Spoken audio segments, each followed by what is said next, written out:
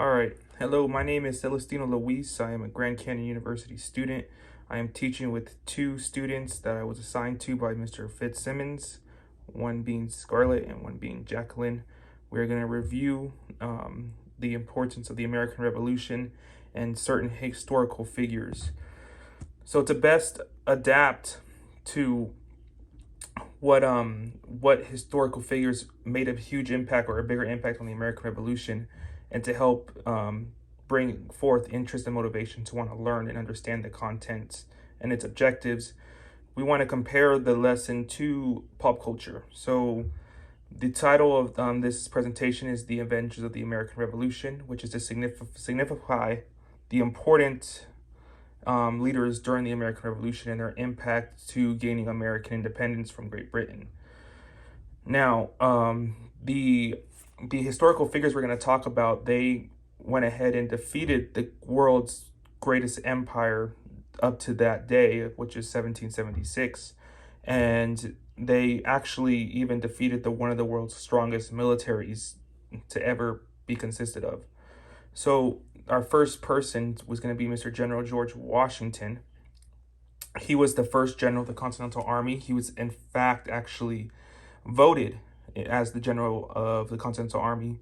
He was the first American president who went ahead and he was elected unanimously. There was hardly any citizen or any opposition to his American presidency.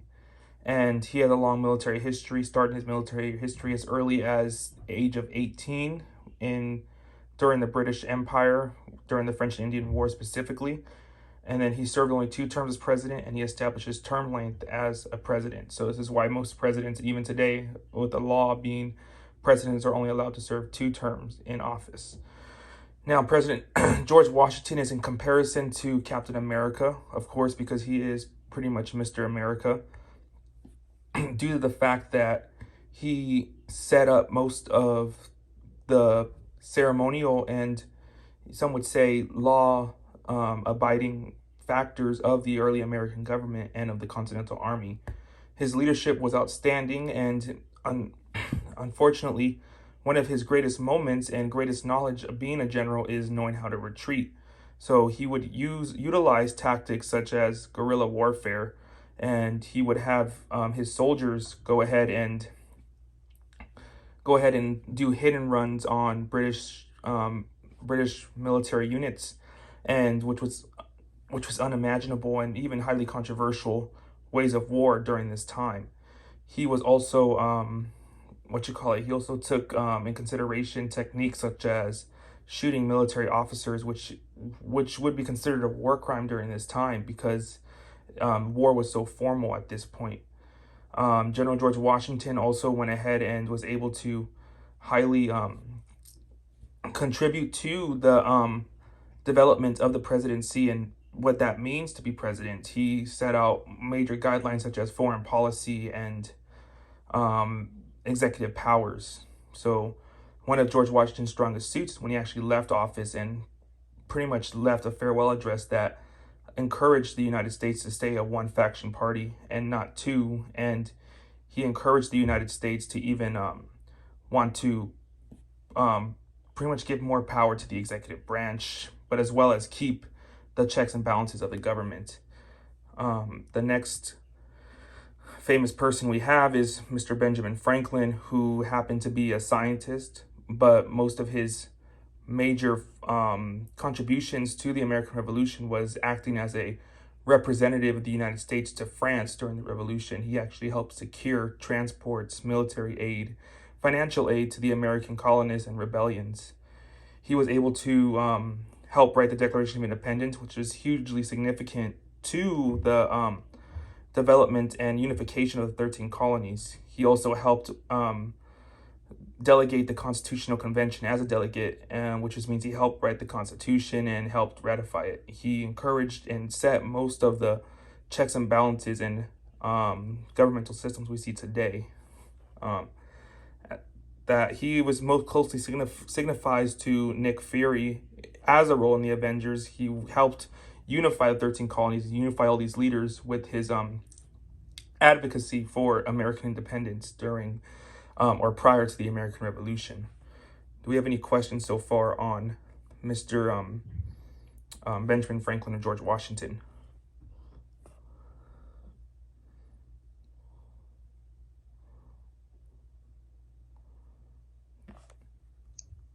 No. Yeah, you had a question, Miss Scarlett, or no? Okay. Miss Jackie Lynn, you don't have a question? No. Okay. Next, we're gonna go to Thomas Jefferson, who was a creator for most of the Declaration of Independence. He actually helped write a majority of the Declaration of Independence. One of the famous lines, which is declaring human rights for all Americans, and it's actually utilized in many ratifications of many democratic systems today, where all humans have the same rights endowed by God or the Creator.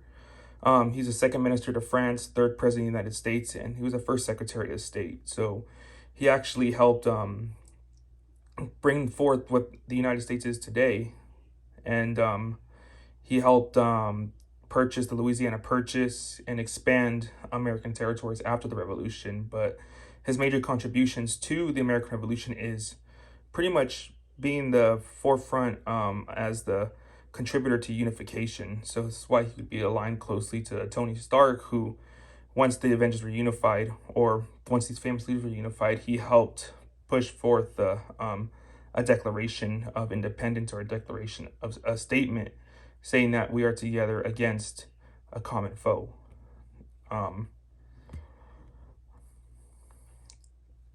Mr. John Adams would be our next Avenger or historical figure, and he's one of the original advocates for American independence, first ambassador to Great Britain, and he was a major figure in the Continental Congress and a signer of the Treaty of Paris.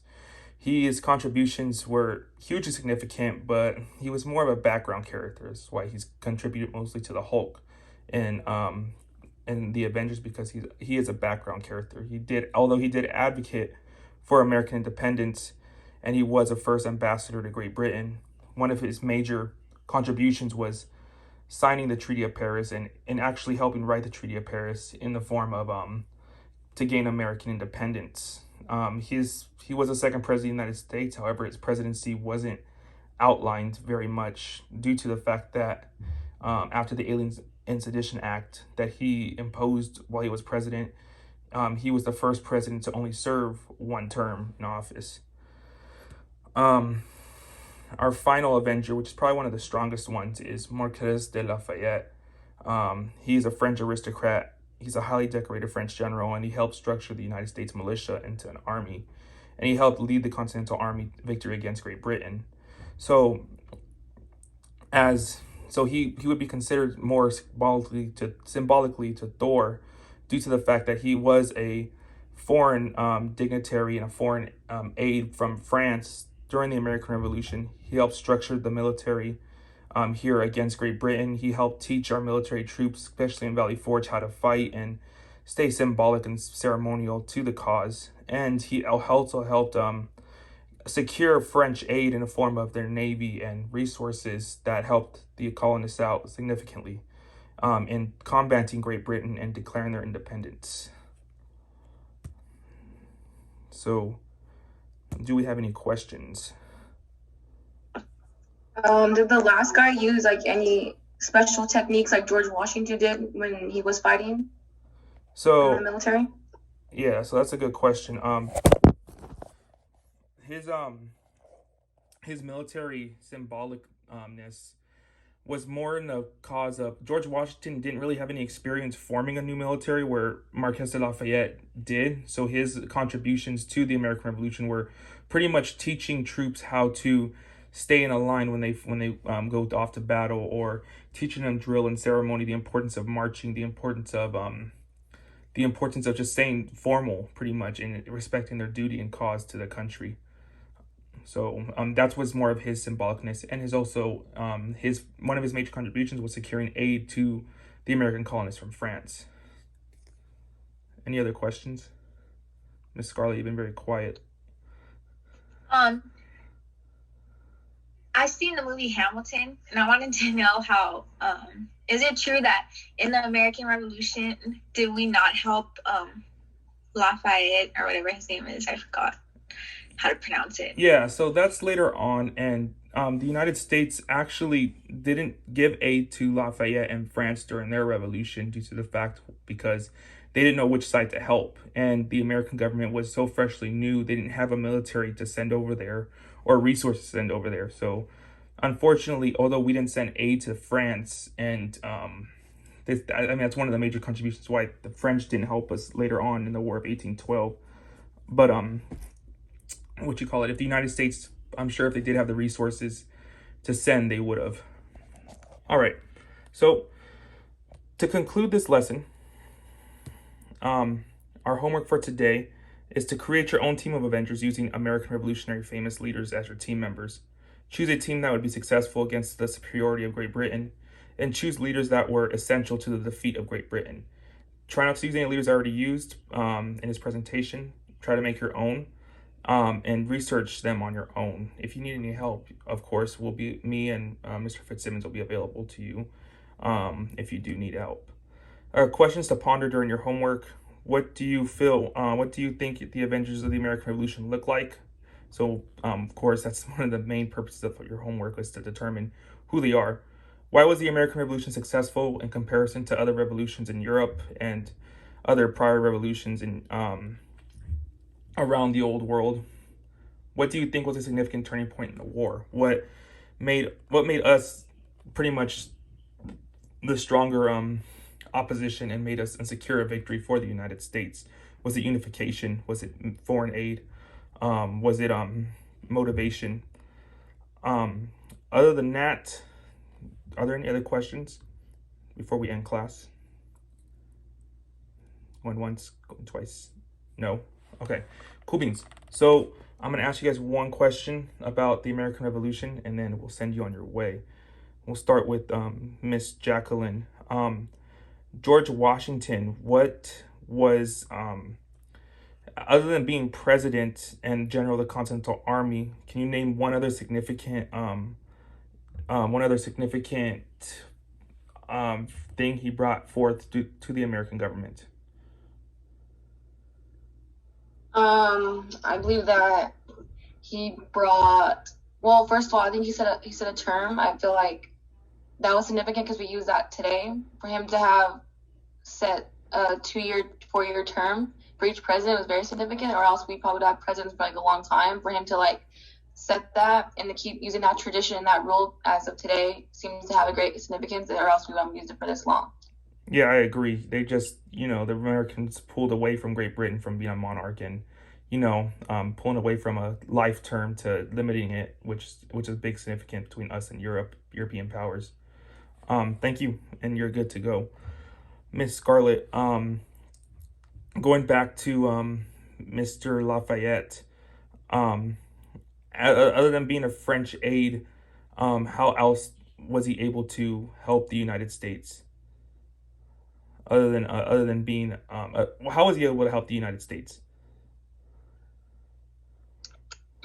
You said how was he able to help the United? Yes.